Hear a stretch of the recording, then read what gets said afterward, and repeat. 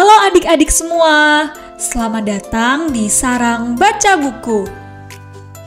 Hari ini kita akan mendengarkan cerita yang berjudul Garuda, Cerita Legenda dari Bali, karya Philip Bey, yang diterbitkan oleh penerbit Sarang Plus. Adik-adik, bagaimana kisahnya? Yuk kita dengarkan ceritanya bersama-sama. Pada zaman dahulu, hiduplah dua bersaudara bernama Kadru dan Winata. Ayah mereka bernama Resi Kasyapa, seorang yang arif dan bijaksana. Suatu hari, Resi Kasyapa memberikan Kadru dan Winata masing-masing sebutir telur besar. Anak-anak, rawatlah telur ini seperti kalian merawat anak sendiri. Kadru dan Winata mengangguk mendengar perkataan sang ayah. Beberapa bulan kemudian, telur-telur itu menetas.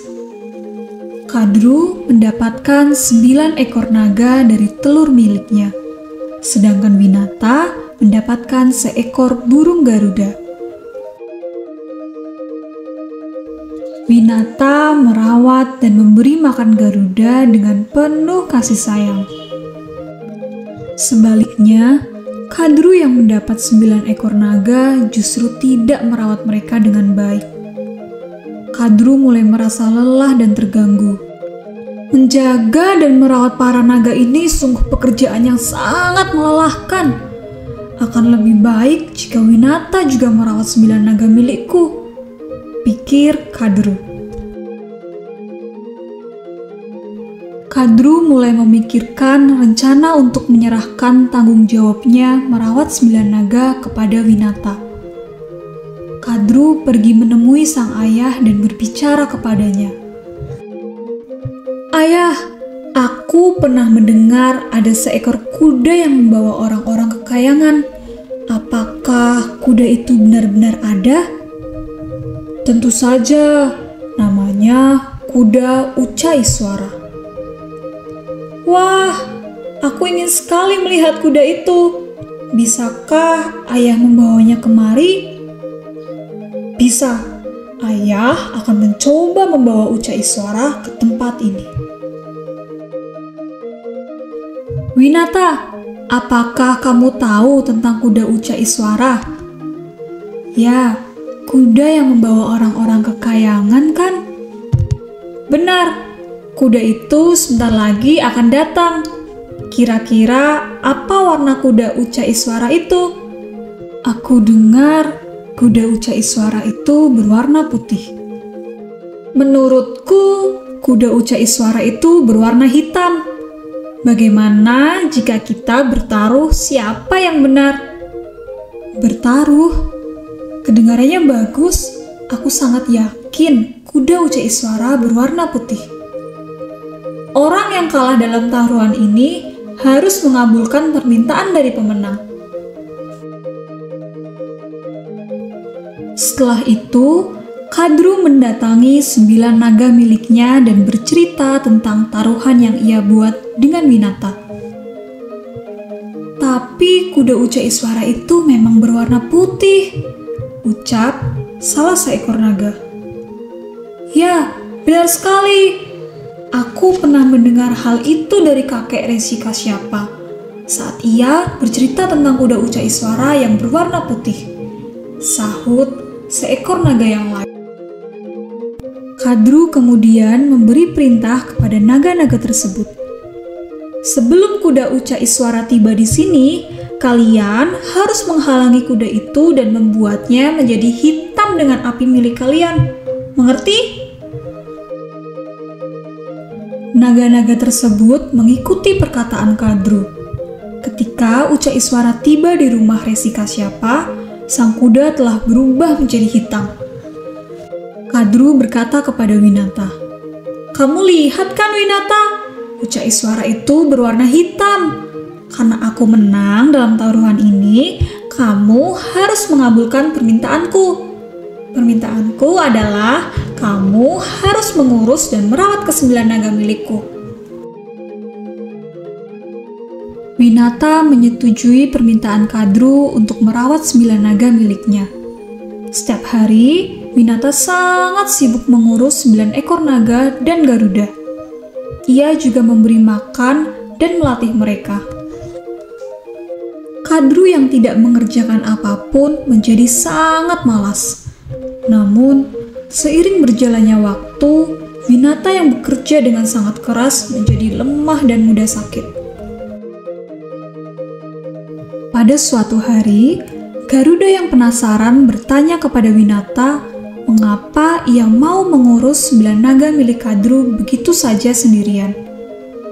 Winata kemudian memberitahu alasannya kepada Garuda. Mendengar alasan itu, Garuda menjadi sangat marah dan mencari ke-9 naga tersebut.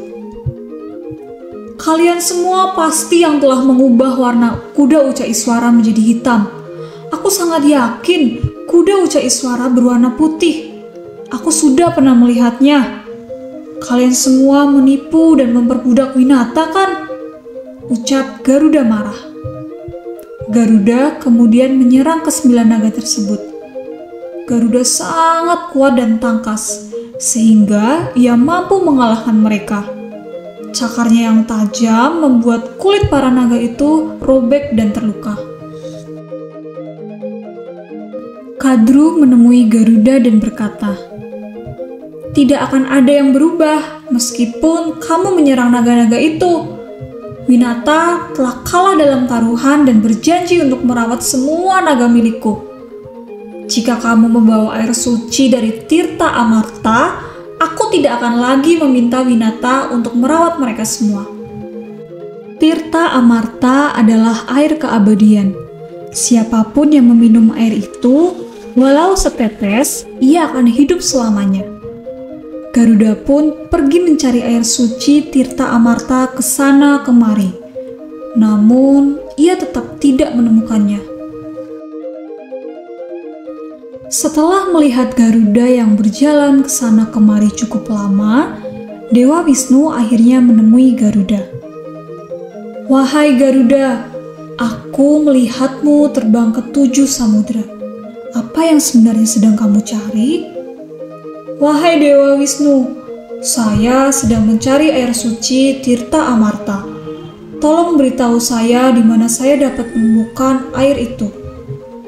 "Jika kamu berjanji mau menjadi tungganganku untuk mengelilingi bumi dan kayangan, aku akan memberitahumu di mana lokasi air suci Tirta Amarta itu." Garuda pun berjanji kepada Dewa Wisnu. Kemudian, Dewa Wisnu memberitahukan di mana lokasi air suci Tirta Amarta tersebut. Akhirnya, Garuda membawa air suci Tirta Amarta itu kepada Kadru. Kadru lalu berkata, "Karena kamu telah membawa air suci Tirta Amarta, maka aku akan membebaskan Winata." Ketika Kadru sedang memberikan air suci Tirta Amarta kepada 9 naganya, tiba-tiba Dewa Indra datang dan merebut air itu. "Jangan pernah menjadi orang yang malas, serakah, dan suka memperbudak orang lain," seru Dewa Indra yang datang untuk mengagalkan rencana jahat Kadru. Oleh karena Garuda telah berhasil membawa air suci Tirta Amarta, maka Winata tetap dibebaskan dari perbudakan Kadru. Garuda akhirnya dikenal dan dihormati sebagai burung yang membebaskan ibunya sendiri, Winata, dari perbudakan. Garuda pun menepati janjinya kepada Dewa Wisnu dan menjadi tunggangannya untuk mengelilingi bumi dan kayangan. Burung Garuda dipilih oleh para pendiri bangsa sebagai lambang negara Indonesia. Garuda sendiri mempunyai arti kebebasan dan kekuatan. Jika ingin melihat patung Garuda Wisnu Kencana, kita dapat pergi ke Pulau Bali, salah satu pulau yang ada di Indonesia. Sekian cerita dari Garuda, cerita legenda dari Bali. Terima kasih ya adik-adik sudah mendengarkan cerita ini. Nantikan cerita lainnya dari Sarang Baca Buku. Jangan lupa like, share, dan subscribe channel kami. Sampai jumpa. Bye-bye.